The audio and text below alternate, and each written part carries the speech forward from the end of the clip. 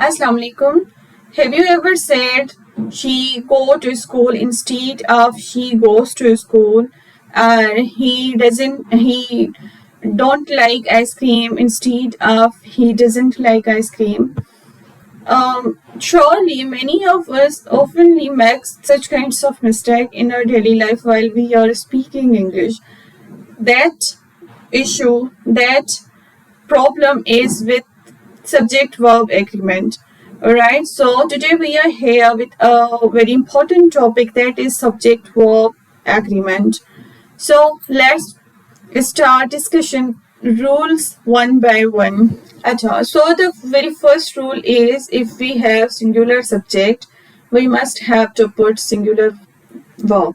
ठीक है, अब सिंगुलर वर्ब और सिंगुलर सब्जेक्ट से क्या मुराद है? अगर कोई जो मतलब काम करने वाला जो फाइल है अगर वो सिंगुलर है तो हमें वर्ब भी सिंगुलर ही लगाना होगा. ठीक है, जैसे he goes to school, so here he is a singular subject and goes is singular verb as well. ठीक है, अच्छा इसमें एक चीज क्या है कि जैसे हमारा कॉन्सेप्ट बना हुआ है कि हम अगर नाउन में एस पुट करेंगे, एस पुट करेंगे या आई एस पुट करेंगे तो नाउन जो है वो प्लूरल हो जाएगा. डेफिनेटली होता है, लेकिन कुछ नाउन्स ऐसे होते हैं जो रेगुलर नाउन्स कहलाते हैं.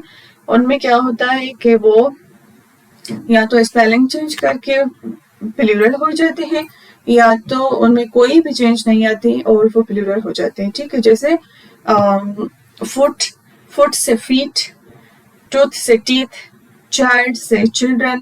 These are the irregular nouns which change spelling for becoming plural. ठीक है, और कुछ nouns जो हैं वो उसमें कोई भी चेंज नहीं आता, वो सिंगुलर भी वही होते हैं और प्लूरल भी वही होते हैं, जैसे कि sheep है या hair. ठीक है, sheep अगर सिंगुलर है तो भी sheep, अगर प्लूरल है तो भी sheep. ठीक है, लेकिन जो वर्ब है उसमें थोड़ा उलट है.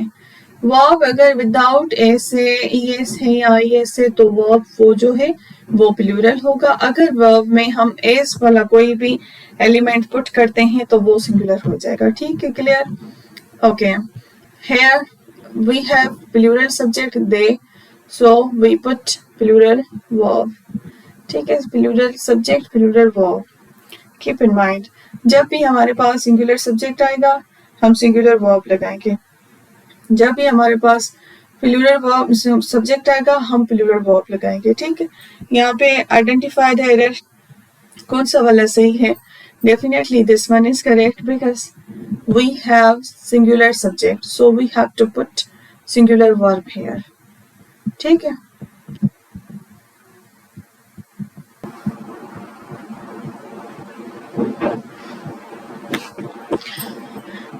अच्छा, so the next rule is intervening words. What does it mean by intervening words?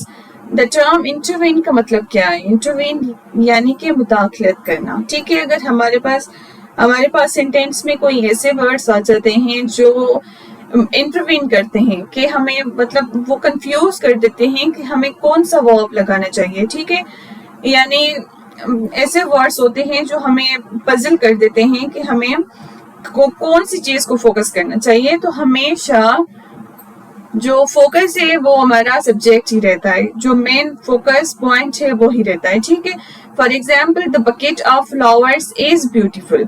So here flowers क्या है? ये इंटरवेनिंग वर्ड है, यानी कि ये हमें कंफ्यूज करेगा कि इसके मुताबिक हम वर्ब लगाएं या फिर इसके मुताबिक लगाएं. तो डेफिनेटली हमें इसको फोकस करना है. हमारी पॉइंट ऑफ फोकस ये है बकेट, नॉट फ्लावर्स. ठीक है, similarly the quality of apples was excellent. तो हमारा जो फोकस है वो कौन सा है? वो क्वालिटी है, नॉट द एप्पल्स. एप्पल पे हमारा फोकस नहीं है. अगर एप्पल होता तो हम मतलब वो जो है यहाँ पे प्लूरल है तो डेफिनेटली हम वो भी पुट करते प्लूरल, लेकिन हम फोकस जो है वो क्वालिटी है तो हम क्वालिटी जो है वो क्या है? वो सिंगुलर है, तो डेफिनेटली हम वो भी सिंगुलर ही लगाएंगे. ठीक, नाउ आइडेंटिफाई द एरर. इसमें एरर कहाँ पे है? कौन सा वाला सेंटेंस जो है वो इनकरेक्ट है और कौन सा वाला जो है करेक्ट है? Definitely this one is correct, because our focus is box. The box of toys is on the table, not are on the table, because we are talking about the box, not the toys. Alright?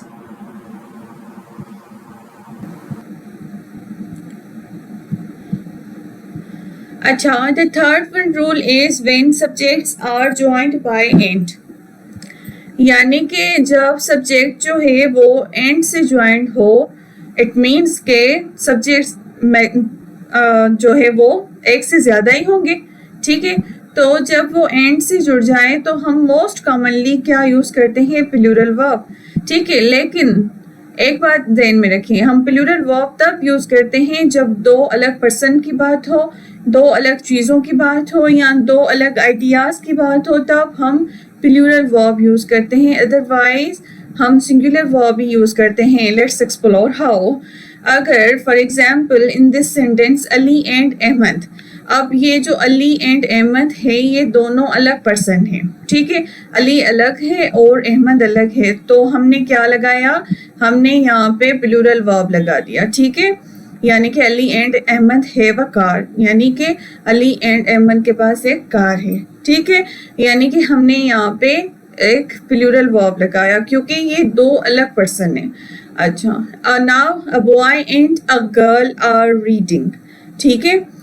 तो यहाँ पे भी क्या है कि a boy and a girl. अच्छा, यहाँ पे ये अलग क्यों लगा है, क्योंकि ये एक आइडेंटिफिकेशन का सिंबल भी है कि आपको दो सब्जेक्ट, दो डिफरेंट चीज़ें, दो डिफरेंट पर्सन मतलब जब भी सेंटेंस में आएंगे वो अपने साथ एक पर्टिकुलर डिटर्मिनर लेंगे, ठीक है। वो अलग से अपने साथ एक आर्टिकल लेंगे, जैसे अ बॉय एक लड़का एंड एक लड़की, ठीक है। ये यानी कि ये आइडेंटिफिकेशन है, आप मतलब किस तरह से ये आइडेंटिफाई करेंगे कि दो अलग चीज़ों की बात हो रही है। तो एक ये सिंबल है कि आपको अलग से वो आर्टिकल लगे हुए मिलेंगे या आपको अलग से लगाने होंगे, ठीक है। तो उसमें जो है वो प्लूरल वर्ब आएगा, ठीक।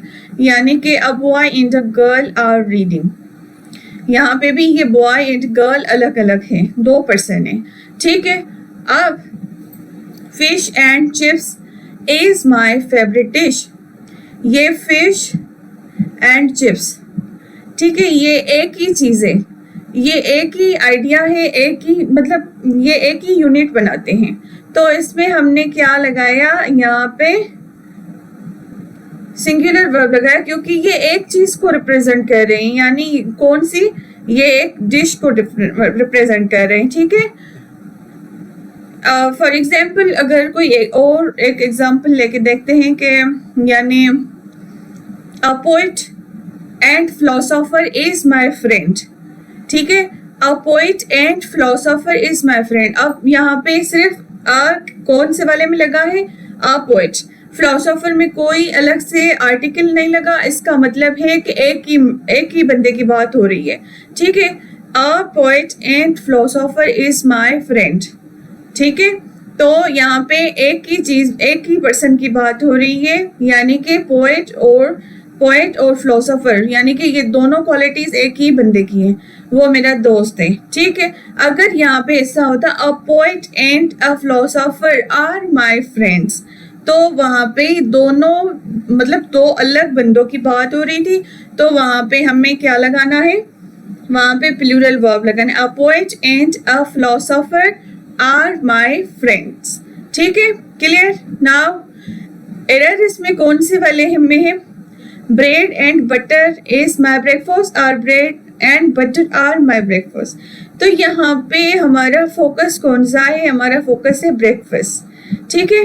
तो इधर यानी कि इधर क्या है, ये दोनों चीज़ें एक को ही रिप्रेजेंट कर रही है, किसको, ब्रेकफास्ट को, इसलिए हमें सिंगुलर वर्ब लगाना है और this one is correct, alright. अच्छा, अब है रूल नंबर 4 के सेंटेंस में जब भी आइदर और या नाइदर नॉर का यूज हो तो वर्ब हम किस मुताबिक लगाएंगे, किस चीज को देख के लगाएंगे, तो यहाँ पे रूल ऑफ प्रॉक्सिमिटी यूज होता है, ठीक है। यानी कि रूल ऑफ प्रॉक्सिमिटी का मतलब क्या है कि verb will agree with the nearest subject, ठीक है, यानी कि जो वर्ब के नज़दीक वाला सब्जेक्ट है उसके मुताबिक वर्ब आएगा, ठीक।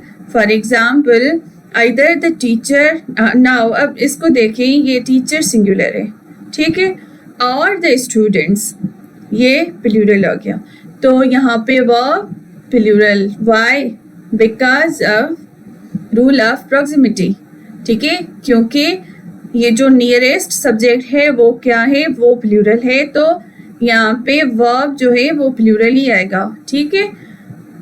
Another example, neither the students, यहाँ पे स्टूडेंट्स प्लूरल है और टीचर सिंगुलर है, तो वर्ब कौन सा आया, singular, why, because the teacher is, this subject is singular, ठीक है, तो इसके मुताबिक जो है वर्ब हमने लगाया, ठीक है, यानी कि रूल ऑफ प्रॉक्सिमिटी। और अगर सेंटेंस में, मतलब ये जो है, अगर सेंटेंस में डिफरेंट नंबर हो सब्जेक्ट का तो रूल ऑफ प्रॉक्सिमिटी, और अगर सेंटेंस में नंबर सेम हो तो वो क्या होगा, वो प्लूरल होगा, तो प्लूरल, अगर दोनों सब्जेक्ट प्लूरल है तो प्लूरल वर्ब आएगा, और अगर दोनों सब्जेक्ट्स सिंगुलर है तो डेफिनेटली सिंगुलर ही वर्ब आएगा, ठीक है। जैसे here in this sentence, either he और हिज ब्रदर, ही भी सिंगुलर है, हिज ब्रदर भी सिंगुलर है, ठीक है, तो वर्ब कौन सा आया है, सिंगुलर ही आया है, ठीक है, डोंट कंफ्यूज। अगर सेंटेंस में डिफरेंट नंबर हो तो जो वर्ब है एग्री करेगा नियरेस्ट सब्जेक्ट से, उसके मुताबिक लगेगा, और अगर सब्जेक्ट्स जो है वो या तो दोनों सिंगुलर है या तो दोनों प्लूरल है, तो उसी के मुताबिक, अगर प्लूरल है तो वर्ब जो है प्लूरल आएगा, और अगर सिंगुलर है तो वर्ब भी सिंगुलर ही आएगा। और इसमें आप देखते हैं एरर कहाँ पे है, कौन से वाले सेंटेंस में एरर है, आइदर अली और his friends are playing, either Ali और his friends is playing, so error is this, error is in this sentence and this one is correct, right? Now the rule number 5th, which is really confusing, when subjects are joined by as well as and with, जब sentence जो है वो as well as या with से connected हो, with से joined हो, तो कौन सा वर्ब लगाएंगे, वेदर सिंगुलर और प्लूरल, तो ये उलट है उसके, किसके, आइदर और नाइदर नॉर वाले रूल से, ठीक है। आइदर और नाइदर नॉर वाले रूल में हम क्या कर रहे थे कि जो नियरेस्ट सब्जेक्ट है वर्ब के, उसी के मुताबिक हमने वर्ब लगाना है, लेकिन इसमें हमें फोकस करना है द फर्स्ट सब्जेक्ट, मतलब जो फर्स्ट सब्जेक्ट होगा उसी के मुताबिक हम वर्ब लगाएंगे। For example the teacher as well as the students, teacher is singular and students is plural, तो वर्ब कौन सा आया, सिंगुलर, क्यों, क्योंकि फर्स्ट सब्जेक्ट के मुताबिक हमें वर्ब लगाना है और फर्स्ट सब्जेक्ट सिंगुलर है, ठीक है, ये क्या है, ये सिंगुलर है, इसके मुताबिक हमें वर्ब लगाना है, ठीक है। The teacher as well as the students is ready, ठीक है, teacher as well as the students is ready, ये बहुत कंफ्यूजिंग होता है, ठीक है, तो आपको इसके मुताबिक जो है वर्ब नहीं लगाना कि ये जो है प्लूरल है तो इसके मुताबिक हम नहीं, we have to focus on the first subject, ठीक है। And in another example we see here the principal, principal क्या है, plural और sorry singular, with all the teachers, with all the teachers, teachers क्या है, plural है, has gone out for a walk, अब verb कौन सा लगा यहाँ पे, verb लगा singular, why, because of the first subject, ठीक है। the principal as well, the principal with all the teachers has gone out for a walk, ठीक है, या अगर हम इसको ऐसे कहते हैं कि the principal as well as all the teachers has gone out for work, दोनों के मुताबिक मतलब हमें फोकस जस्ट कौन से सब्जेक्ट पे करना है, we have to focus on the first subject, ठीक। अब एरर फाइंड करना है, कौन सा वाला एरर है इसमें, कहाँ पे एरर है, कौन से वाले सेंटेंस में। Definitely here, because the first subject is singular, so we have to put singular verb, so this one is incorrect, okay, and this one is correct. All right.